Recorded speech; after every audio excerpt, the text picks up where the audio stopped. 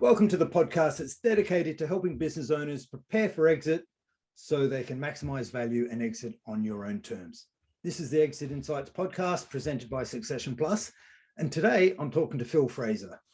Welcome, Phil, and thanks for joining me on the podcast today.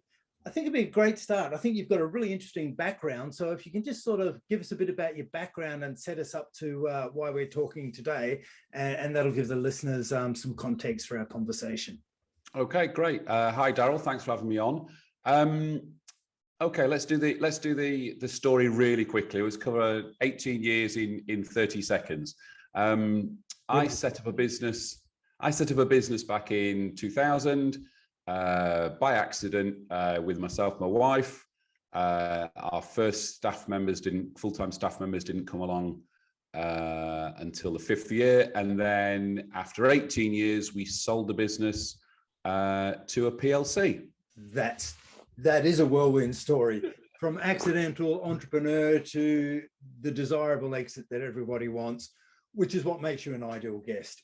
So thank you, Phil. You sold the business back in, I think, in our pre-talk, 2018. Can you talk us through the process of actually exiting your business from, were you expecting it? Were you planning it? Were you approached out of the blue? What happened? Yeah, so it's interesting when you talk to business owners about business sale, and you'll know this, a lot of them then get very protective about their businesses. It's my baby, I can't let it go. Oh my God, what might happen to all the staff? All those sorts of things, which are all totally acceptable, totally understandable. And to a degree, we were like that. This was our baby. It started from nothing. But for whatever reason, I was always of the opinion, look, if somebody gives me enough money, I'll give them the keys. It's quite straightforward. So we'd never fully been for sale, but we'd always been open to approaches. Although having said that, we were for sale at one period, and that's a different story. But the way we sold, our market had a number of high profile acquisitive companies. So it was very high profile. There was lots of M&A going on in the market. We were approached by a company who said, we'll give you X. And I thought, okay, that's a big enough number. We went to meet them, as is often the case with business sales. There were a number of caveats. There was an earn-out, all sorts of different things. So it wasn't really right for us. But having had our appetite whetted by this acquisitive company, we sort of spoke to a number of other acquisition companies and said, look, we're not proactively for sale, but if you want to talk now's the time to talk to us. And what happened was one of those companies came back to us. We talked to them. We actually got very close with them. And then one of the other ones who'd initially said, we're not interested, actually came back and said, yes, we are interested. So I said, look, I'm talking to these guys, I don't want to let them down. I'm a man of my word. We're very close to heads of terms. You have to move the dial, which they did, and not only financially, but package wise. And that was the sale. I agreed the sale with the CEO over a couple of phone calls and a couple of emails. I knew the guy we'd met before. And then it went to the lawyers, and 4.5 months later, the sale went through. We had a 3-month handover. And at the end of the 3 months, I had all my money. Wow, you realize how fast that is, don't you? Yep. And actually, that felt the turnaround from agreement to actually sort of handing over the keys, or at least signing that. I think we agreed the deal in November 2017. We signed on the dotted line April 2018, and we finished. April, May, June, mid-July 2018. Wow, that's the benchmark story. That's the story that every business owner wants when they come to exit their business.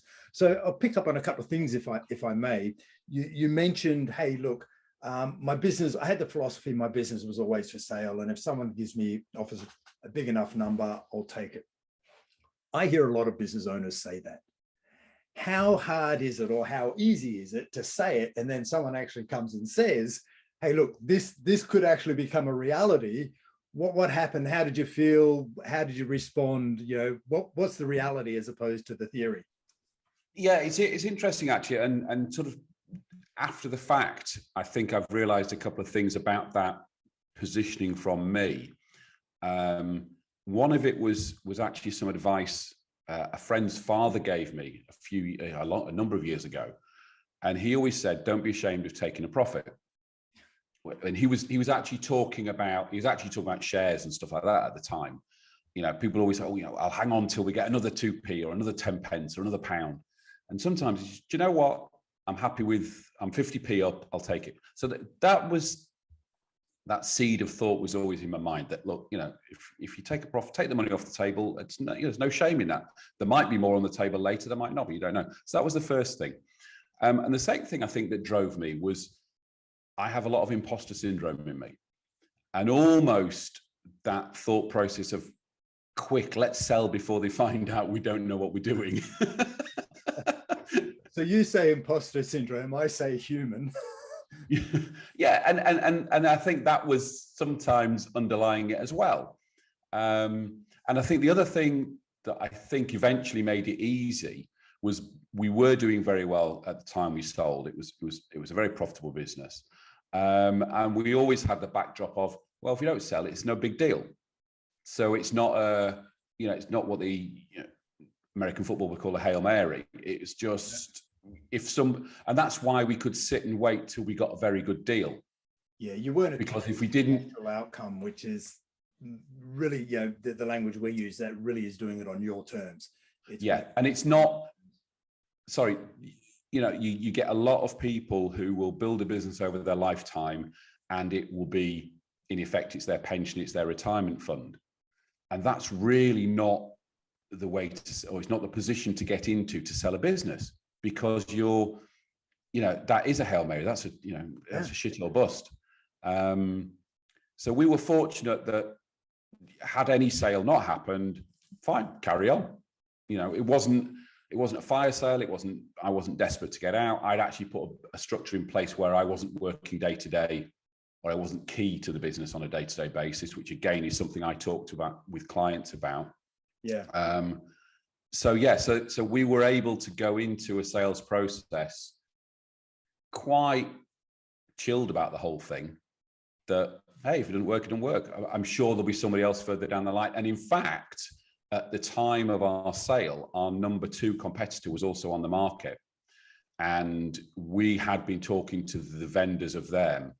So our plan B was actually, let's look at maybe buying out the number 2. So there were lots of options in place.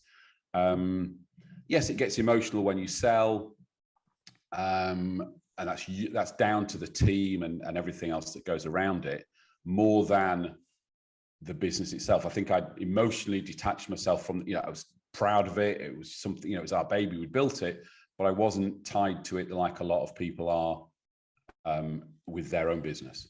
Yeah. And you're hitting on a couple of really good points there. So, one of the things that I really liked you saying and liked hearing was the fact that you had no attachment to the outcome. You weren't desperate to sell, and your attitude, your mindset, by the sounds of it, was, hey, if we don't sell, no worries. We'll actually go down the other route and we'll look at acquiring our number 2. So we've got options. So, that puts you in the driver's seat. You also said something else about, business owners think of their business, like it's their pension, and, they it's kind of all bet, bet everything on black type of thing. Did you have any consciousness or awareness of your personal financial position? Like, were you financially secure with or without the business exit, and were you conscious of that and thinking about that? Yeah, I think that does help. And it's interesting. I've since the sale, I've become a lot more interested in M&A and stuff like that. And often what you'll find is business owners have actually taken a huge, and quite rightly so, taken a huge amount of value out of their business during the growth process. Mm-hmm. So they're not, at the end, they're not thinking, shit, if I don't sell, I haven't got any money. If you're running a successful business, you will take out salary, dividends, additional things around the sides that help from a lifestyle point of view. And we'd been fortunate enough to be able to do that, having started with nothing. Yep. So I had no qualms about taking the dividends, taking the benefits of all that hard work during the time. So when we sold, and it's not meant to sound arrogant or anything like that, it was a lump sum on the end of the value we'd already extracted during the lifetime we'd run the business. And you would think most business owners with a successful business will have done that over the period of time. Well, I say most, and that's an ideal and all that sort of thing, but a lot of people will just will be, and this is where again you get to this whole issue of what are you selling? Are you the business?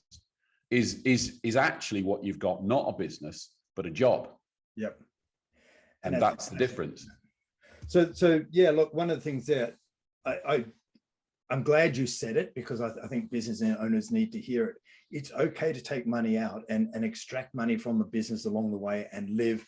You're taking risk for your reward. It's reward for the risk taken. And what I've seen out there is business owners who have built or extracted funding or finance along the way and invested it outside of the business.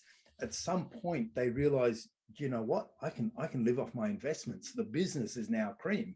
Doesn't mean I'm going to sell it for under value, but it's recognizing that I've extracted enough value and I've got value outside of the business.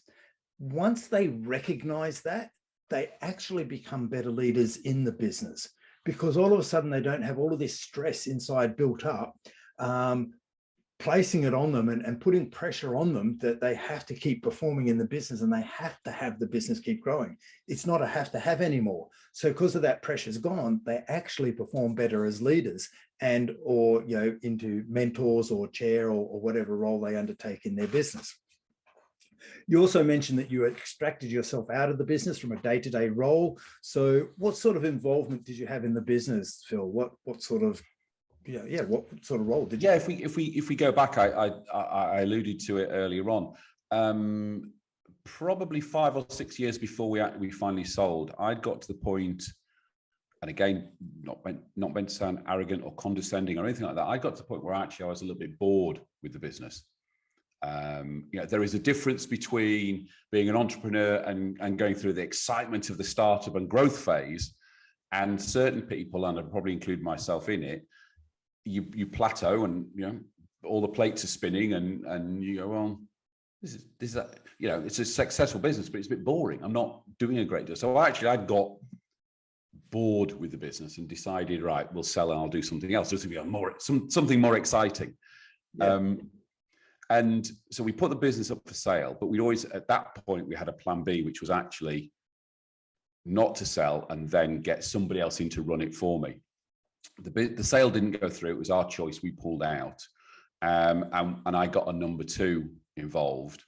And by the end, my role was joint with him to set strategy, to manage and motivate him, and sort of manage the financial side of the business, and the rest of it was down to him. So that when I sold, you could unplug me from the business and it wouldn't make any difference. Yeah. And I talk to clients about this now, about doing some, actually a business sales agent told me this, and I thought it was great, is actually, can you do a 2-week holiday test on your business? So can you go on holiday and not have your phone and laptop by the pool? Can you go on holiday and the business still run without you? If it's a yes, you have a saleable business. If it's a no and you're sat on the beach, firing orders out and talking to clients and all that sort of thing, you haven't got a saleable business yet. Yeah. And I fortunately had got to that point where, like I say, my role changed from entrepreneur, driver, enthusiast to sort of keeping my number 2 not in check, but just keeping him motivated and targeted and on course, and let him get on with it. Yeah, and that's a great litmus test, and I've heard similar things before. And one of the things that I encourage business founders to move towards is to, they want to get themselves into a position where they're only doing 3 things in the business. First one is to manage the context, or this is the vision of the business, this is where we're going, this is our purpose, our why, our big meaning. The next one is they've got to manage the energy. Regardless of whatever happens in the business, the culture is set, the tone of the business is set by the founders of the business. If they're involved in the business in any way, they set the tone of the culture. So they need to manage the energy. And the third one is coach, not play. So, you call it mentoring, call it whatever you like, but not have an operational responsibility in the business. Just be the person guiding, mentoring, steering. And when you're just working in those three areas of the business, you've got a business that's exitable, and increases your attractiveness to an acquirer, and not just any acquirer. That makes the business more attractive to a strategic acquirer as opposed to a competitor, just buying out someone else buying out a competitor. Someone who's strategic is going to pay a higher valuation. It's going to be more attractive to them. Okay, so you're now on the outside. I think you help act as a sounding board to other business owners who are on their journey. What's the tone of the advice you give them, Phil? What would you advise a business owner who's right at the beginning of their journey of starting to think about what's next for them, their exit? So my role, and I use the term business sounding board. It's half coach, half mentor. It's really to be there to avoid, and I know it's a cliche, but to avoid the business owner being lonely at the top. When you're running your own business, you have to make the big calls. Now that might be strategic, it might be acquisition, it might be selling, it's often HR. And in a lot of cases, you're the one who's got to sit in your office or at home at the weekend and think, shit, what do I do? And that might be a positive shit, what do I do? Or it might be a negative shit, what do I do? And there's not usually somebody to be able to speak to do that. And that's what I do. I'm there to be able to sit with somebody and they go, Phil, I've got this issue, opportunity, problem, conundrum, whatever it might be. Can I just talk to you about it? And what I'm doing is, the name says it all. I'm being a sounding board. I'm passing things back to them and I'm asking them questions. So why do you think that? What's good about that? What's bad about that? What might be the issue with that? And helping them make their decisions. I'm not like a consultant who'll come in and sort of rip your supply chain apart or put together a sales process for you. I am helping the decision maker make better decisions or more informed decisions, but just being there to say, okay, let's talk about it. And the beauty, and I think the benefit, there's a number of benefits I think I've got over a number of other people that a business owner might go to. So a business owner might go to their husband or wife, or they might go to their accountant, or they might go to a friend who's also got a business. The problem with the advice you get from those people is they have a dog in the game. Yeah. And a friend of mine who's a business mentor, business coach, uses the phrase, somebody's got to tell you your baby's ugly. And, you're metaphorically speaking, and your wife might not do that, or your husband might not do that, or your accountant might not do that, or your mate who you play golf with, or you go to the match with, who's also got a business, might not do that. I can do that because I'm independent, but also I can do it because I've been there and done it and got the battle scars. So it might not have happened exactly the same when I did it, but I will have probably experienced something similar. So it goes along the lines of, well, when we had an issue similar to that, this is how it played out for us. We considered X, Y, and Z. For your situation, you might also want to consider X, Y, and Z. And then the business owner who's in front of me sits and goes, yeah, I didn't think of that, or that's a good point, or, yes, I can see where that might fit in where we are. And then they go away and decide what they want to do. Yeah. Sometimes referred to as a 30,000 foot view, or helicopter view, or something like that. Correct. And the way I see it, and relating it back to your experience in business, it sounds like the role you play now is that person who, when the business owner gets bored with running the business, because they're basically career bored, they've been doing it the same thing, and they're just going, well, it's the same thing day in, day out. I'm just running the business, doing more of the same. someone like yourself can then come in and go, well, let me drag you out of that day-to-day running of the business and show you what you need to be doing to strategically run the business, to be thinking ahead of the business so you're driving it forward rather than just incrementing forward with those micro steps forward running the business. And I see great value in that, because business owners, they often, let's have a look. Most of them start their business out of an industry they're already familiar with. An accountant will start an accounting practice. A butcher will start a butchery. A candlestick maker will start a business selling candlesticks. So they're really good at the operational work, and they're really familiar with the operational work. And there's enough of that work to keep them busy day to day. They become bored of it, but they don't know how to do the strategic stuff of working on the business. They all know they should be doing it, but no one's ever taught them how to do it. So it sounds like, if I'm understanding correctly, your guiding hand, you're pointing them in the right direction, going, what if, why, and holding them to account, because as you say, it is lonely at the top, and your partner, your spouse, your mate down the pub don't have enough vested interest to really know what's going on and actually hold you to account. They don't have that position. Dynamics at home are different, but someone needs to hold your feet to the fire and make sure that you actually make the change that is required to take that business to the next level. Yeah, and actually, just going back on one of the things you just mentioned there, one of my clients, my early clients, had grown a business to a huge size. I got involved, and what she hadn't realised is the change from being operational to a CEO. Yeah, she was still in startup mode and doing the minutiae and doing the stuff she enjoyed doing, which is fair enough, but actually hadn't taken that step back. And I had to be the one to say to her, look, you are now a CEO of a £5-6 million turnover business, whereas she was still, a lot of her was still in startup mode. And actually, I went to see her this week, and she very proudly showed me her PA. Look, I've got a PA now. I'm a proper grown-up CEO, which was brilliant. And now we're talking about bigger picture stuff and how we can, change her role and what's required in her role. So yeah, sometimes you just need somebody to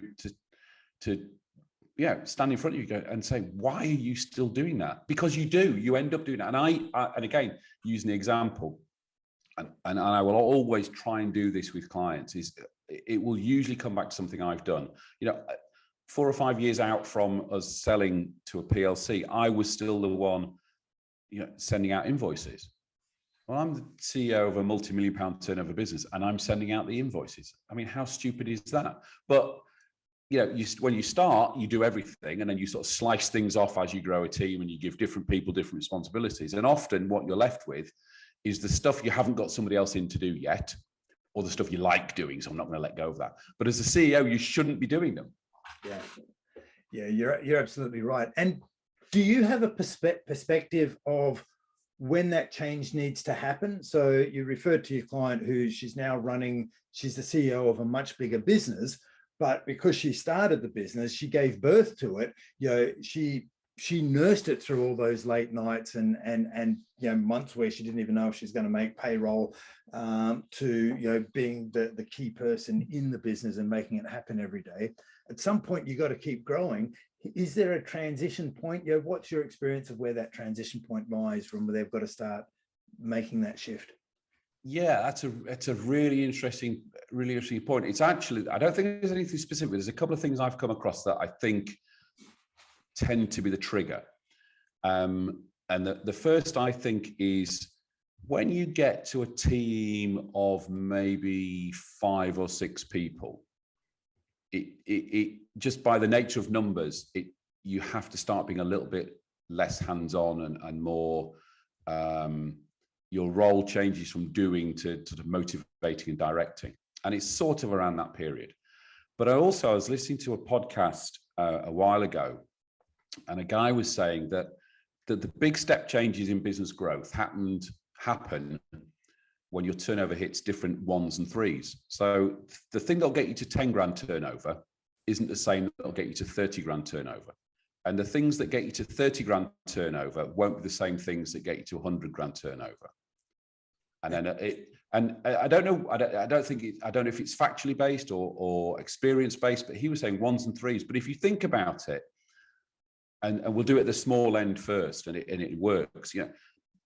Working from home, side hustle, you can probably knock out 10 grand turnover. I'm being a bit facetious, but you know what I mean. Yeah, no, it's. And then there's the step from 10 to 30. Now that might be, take e-commerce for an example, because everybody can do that from home. You can do that 10 grand yourself. At 30 grand, you start needing maybe your wife or husband or kids to do some of the packaging, taking stuff down to the post office, posting some more content online, all that sort of stuff. And you can get to 30 grand doing that. To get to 100 grand, you're probably going to need to take on a freelancer or a member of staff. And then to get from 100 to 300, now we're starting to talk maybe starting to be a proper business, and maybe a couple of staff, maybe a couple bit of systems in place. And then to go from, where are we at now? Well, that's where we are. 100 to 300 and 300 to 1 million. They're the big step changes. Now, I don't know whether that is the case. And I'm trying to think back in my journey.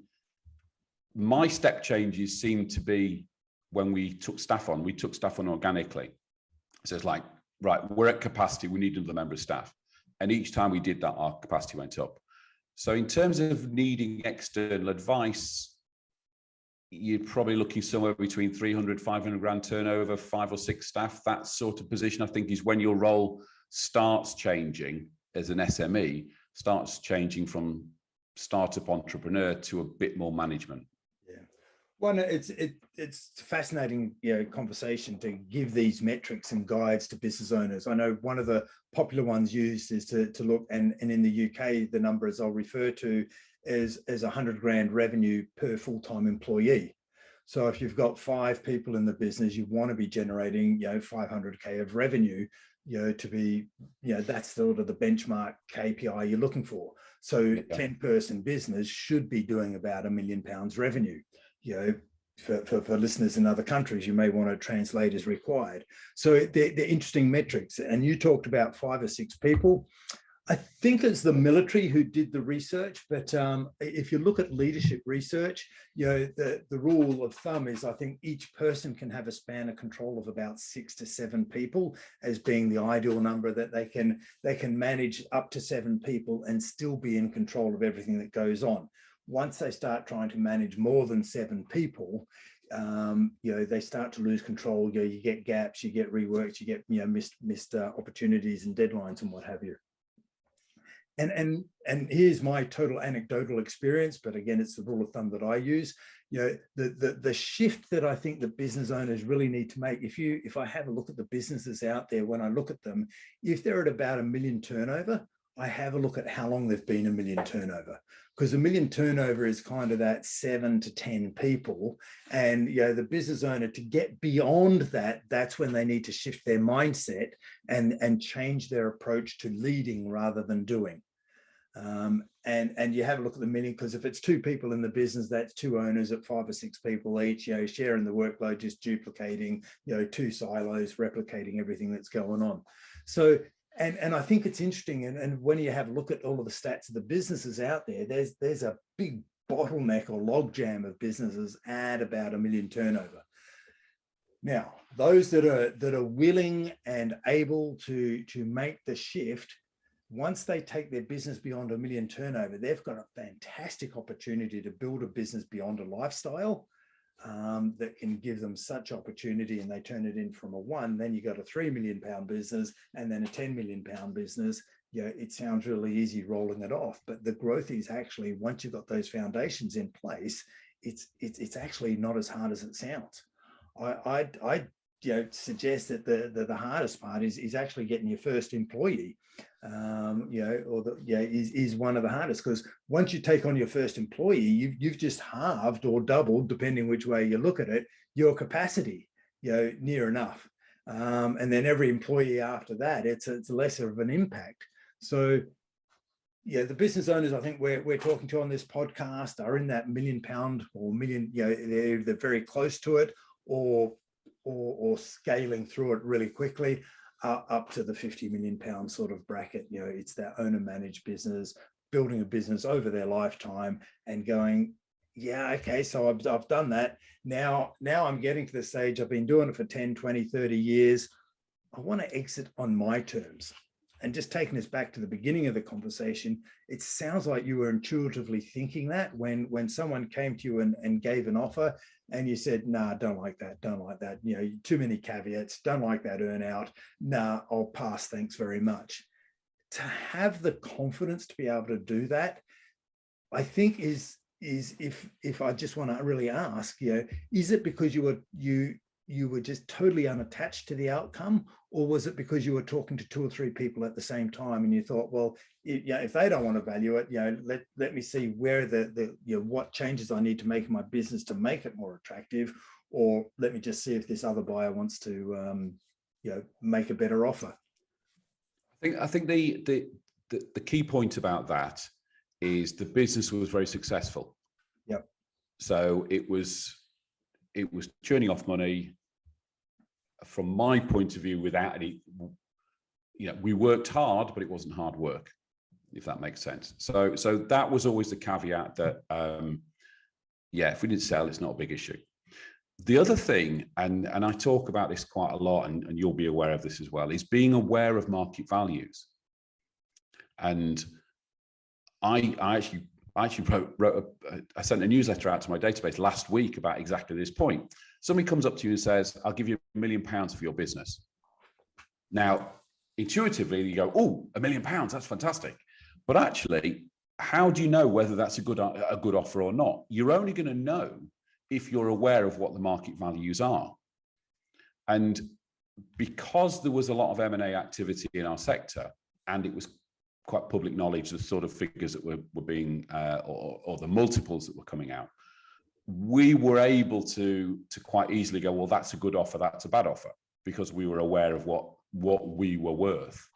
So putting all that together, so not being tied to the decision, understanding our value, and at the same time not being emotionally tied to the business, all those things together allowed us to be able to sit there and go, yeah, we can decide that's not a good offer, that's a good offer, that's a bad offer, whatever it might be. I think at the time our market multiples were about 5.5, and I think we ended up at something like 6.5 on our sale. So we knew it was a good offer.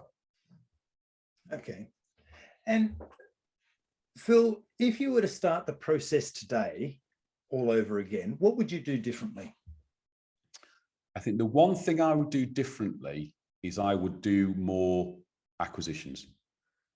Okay, because, so you would grow organically first? Yeah, we grew the whole thing organically. We made a couple of very small acquisitions, made a couple of strategic, at the time felt like big, but they weren't particularly big acquisitions.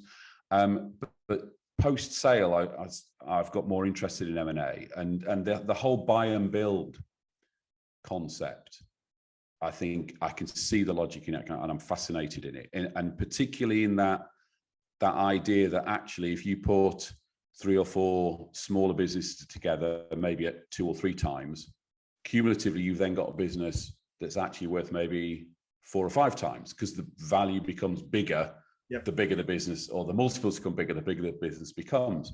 So we did it the long, hard way. We did it all pretty much organically. I think I would have maybe hit the market harder and done more acquisitions. And also, one thing I'm more aware of now is acquisition structure. So if I'm going to buy a business for £1 million, I don't need £1 million in my pocket to buy it. I can buy it maybe over 2 years or 3 years, and then it becomes self-financing, and all those sort of things come into play. You've also obviously got the downside of synergies and people falling out and duplication of jobs and all that sort of stuff. I know it's not that easy, but that's probably the difference I would make. Okay. And that's through the growth cycle. And what about when it comes to your personal exit, when you're starting to think about exiting your business? What would you do differently from that side of things? I think the one thing we didn't do, and I can see now why we didn't do it, was actually we weren't sale ready. There's lots of stuff you have to get in place when you do a sale. You've got to get all your contracts in place. You've got to get all your terms and conditions in place. Your staff contracts in place. You've got to have your data in a format that acquirers want. You've got to. We didn't have any issues with our debtors, but those sort of things. I compare it to a bit of DIY when you're selling the house. While you're living in the house, the fact that door squeaks and there's a scratch down that wall and the backyard hasn't been mowed for months, it's not a problem. When you come to sell, you go, do you know what? We'll paint the house. We'll sort out that squeaky door, that thing that doesn't work properly. We'll take that away and we'll get rid of it.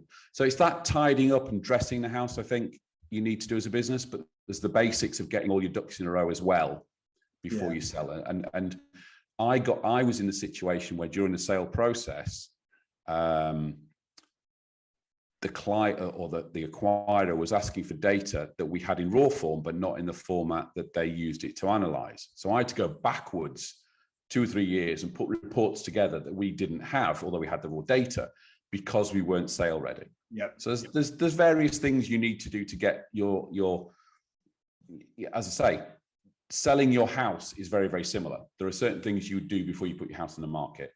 And again, the same is with a business. And we didn't do that because we weren't proactive for sale at the time. Yeah, no, that's great advice. If you're going to sell a house, you'd put a coat of paint on and what have you.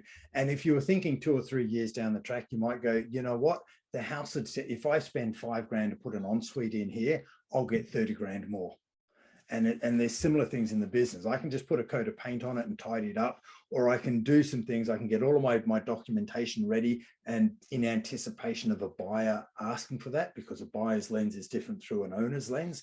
They're going to want different information. But if I can start early enough, there's some things that I can do the equivalent to putting an ensuite on. So that's fantastic advice. And even financial things like, I would normally pay myself a dividend now, but actually I won't, because then it looks like there's more money in the bank and then we look more profitable, but I'll get it back when we sell because I'm getting a multiple. Just little things like that should be in your mind if you're thinking about selling. Yeah. And it's really interesting, those ones, because when we're moving up the scale, depending on the size of the business, the savvy buyers just look right through that and they go, they're not paying enough dividends. And we go, hang on, you can't win. So we've got to get it right depending on our audience. So great stuff. Hey, Phil, look, I ask all my guests this, and it's a final question for the audience. What's the one thing that you would love audience members, listeners, to take away from our conversation today? I think specific to exit, I think the key thing is make yourself redundant as the business owner. That is the one key thing you need to do as a business owner if you're preparing for sale. If you're running your business and you think you're staying in your business, I always say people, just go for it. If you've got an idea, you think it's a good idea, you've chucked it around and looked at some stats, gut feeling, thinks this feels like a good idea, go for it. Brilliant. That's fantastic. Hey, thanks for sharing with us, Phil. Really appreciate your time today. No problem at all. Thanks for having me on.